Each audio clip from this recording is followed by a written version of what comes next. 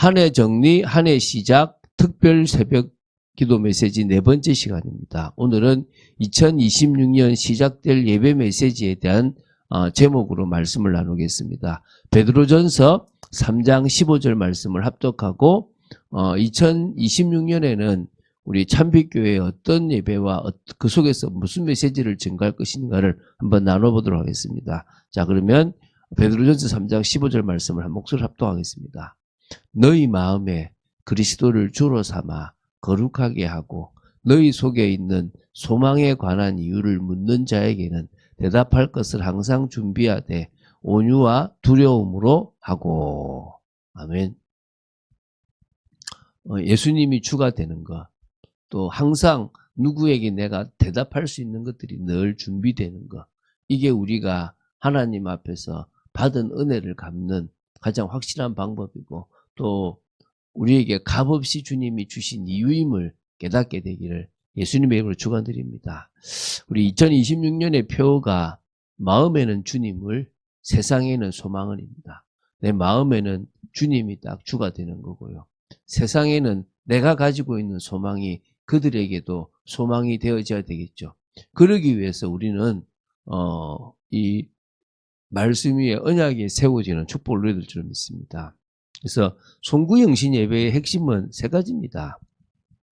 제가 시작에서는 그냥 늘 증가하는 삶이지만 사실은 시작은 이거죠. 마음에 내가 주인이 아니라 그리스도가 주인 되는 겁니다. 그래서 이제 뭐냐?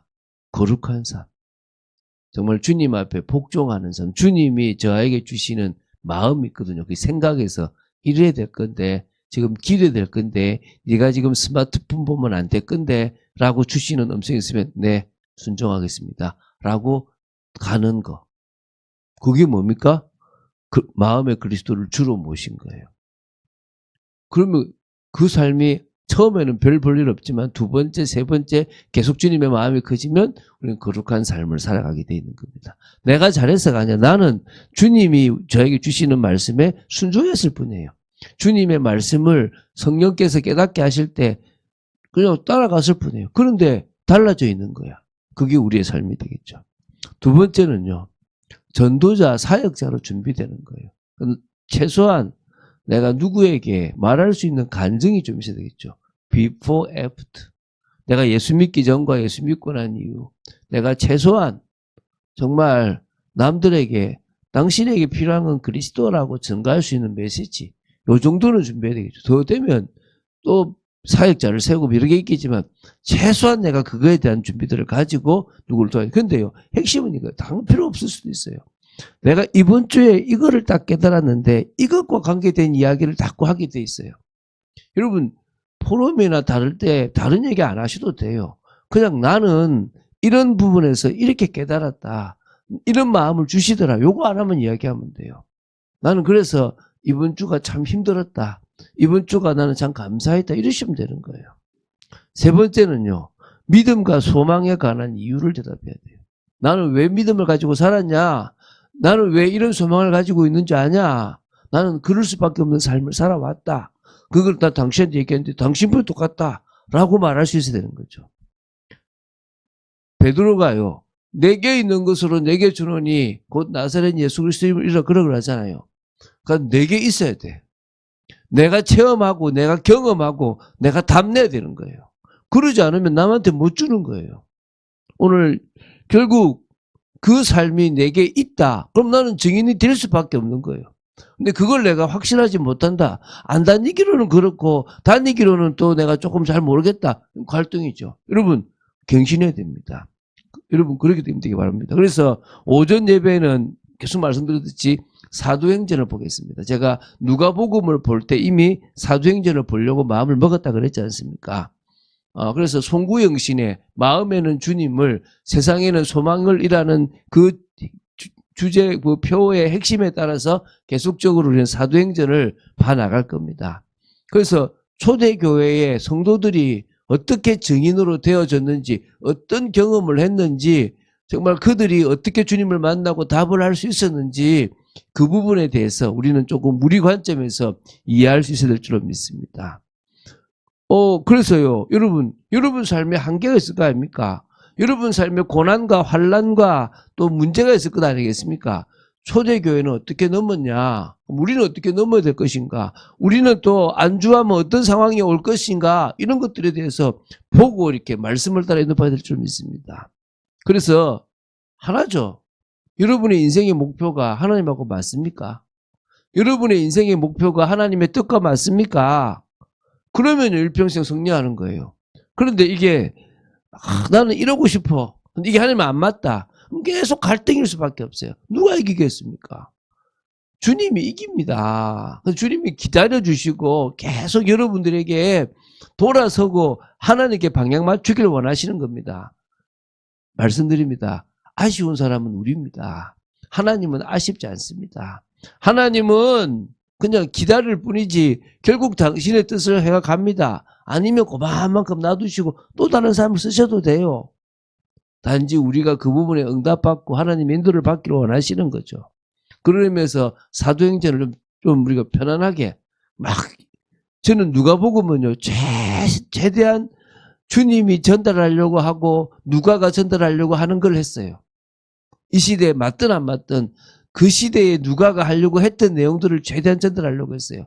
사도행전은 이제 이 시대에 맞아야 되겠죠. 그 시대가 아니라 우리 시대는 어떻게 이걸 적용할 것이고 나는 어떻게 응답으로 볼 것이냐 이게 나와야 될 거라 믿습니다. 자, 이제 새벽 기도 메시지를 나눌 건데요. 저희들이 지금 요한계시록 하나가 남았습니다. 요한계시록을 한 6주 정도 이렇게 보고 나면 아마 2월이 맞힐 것 같아요.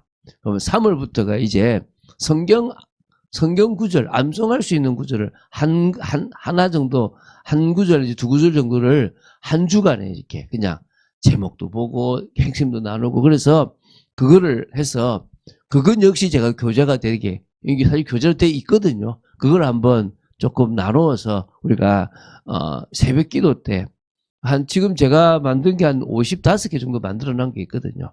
그럼 그거를 쭉 이제 해 나가면 좀 재밌게 할 수 있을 것 같아요. 그 다음에 이제 우리는 명절이나 고난주간 이럴 때 어떻게 합니까? 특별 새벽 기도를 또 하겠죠. 집중 기도 때도 또 집중 기도를 하겠죠. 그러면 한 60주 정도는 우리가 뭐 하느냐, 그러니까 한 주에, 한 해 한 30주 정도는 우리가 성경 암송을 할 수 있을 거라 생각해요. 한 주 한 주 한번 해 나가면서 봤으면 좋겠습니다. 이제 수요 성경 공부는 좀 중요합니다. 지금은 방학이지만 우리는 이 시간을 통해서 기초를 확립합니다. 그리고 참빛 바이블 아카데미의 어떤 교재들을 만들어 갑니다. 그래서 웨스트민스터 신앙 고백서 메시지를 마무리할 겁니다. 그리고 은혜의 기초가 될 만한 부분들의 메시지를 또 하나, 왜냐하면 너무 어려운 것만 하면 그러니까 좀 쉬운 거를 또 하나 할 겁니다. 그리고 이제 직분론, 성령론, 은사론 이 부분에 대해서 좀 나누어서 사실 우리가 중직자가 되려면 이 부분을 떼야만 됩니다. 그래서 사실 이게 해야 이제 우리는 앞으로 몇 년 안에 앞으로 뭐 가까운 이제 올해만 내년이나 우리가 이제 중직자를 세울 수가 있을 거라 생각됩니다. 이런 과정들을 조금 지나려고 그럽니다. 그런 의미에서 수요 성경 공부는 중요하죠. 자, 그러면 금요 기도회는 여러분 지금처럼 똑같습니다. 지금처럼 이렇게 흐름을 따라갑니다. 이미 저는 오늘 금요 기도에 대한 방향이 나왔습니다. 체험신앙이죠. 기독교는 체험신앙이거든요. 그럼 우리가 이게 왜 체험신앙이 중요한지에 대한 부분들을 나누겠습니다. 결국은요, 내가 경험하지 못하고 내가 만나지 못하면 말 못해요. 내가 그 부분에 대한 답이 없으면 어렵거든요. 매주 주시는 말씀에서 정말 이번 주에 내가 이거 응답 안 받으면 나는 사실은 이 메시지에 응답이 없다라고 하는 것들을 잡아서 얘기할 거라는 거예요.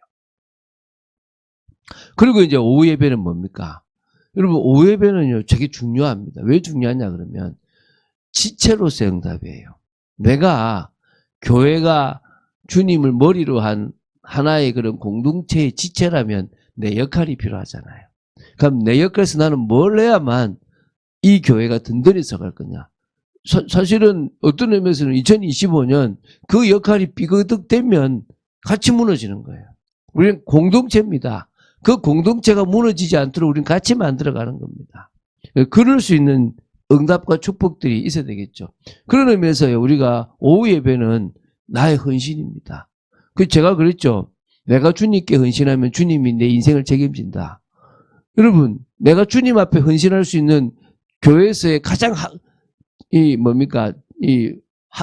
이게 합당한 하나님이 원하시는 그게 우리의 봉사 선교팀입니다. 그 시간을 위한 우리는 헌신으로 나아가야 될 줄로 믿습니다. 그런 축복을 오늘도 누리고요.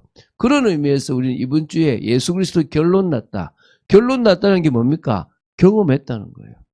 근데 그냥 경험이 아니라 끝을 봤다는 거예요. 그 끝을 보지 않으면 우리는 뭐요? 내 거를 해야 돼, 내 거를. 아, 하나님의 은혜로 이 쓸데없는 자 왜 구속하여 주시는지 그거에 대한 답이 우리에게 나야 되는 겁니다. 그런 축복이 더욱더 사실화되어지고 믿음으로 나아가기를 주 예수 그리스도 이름으로 축원드립니다. 주는 그리스도시요 살아계신 하나님의 아들이심을 고백합니다. 말씀 따라가는 축복 속에 또 저희들을 지켜주시고 인도하여 주시옵소서. 오늘도 저희들이 하나님의 뜻을 사실적으로 붙잡고 인도받습니다. 믿음의 고백이 되게 하시고 말씀 따라가는 축복이 있도록 저희들을 지켜 주시옵소서. 감사드립니다. 은혜 내려 주시옵소서. 주 예수 그리스도 이름으로 기도드립니다. 아멘.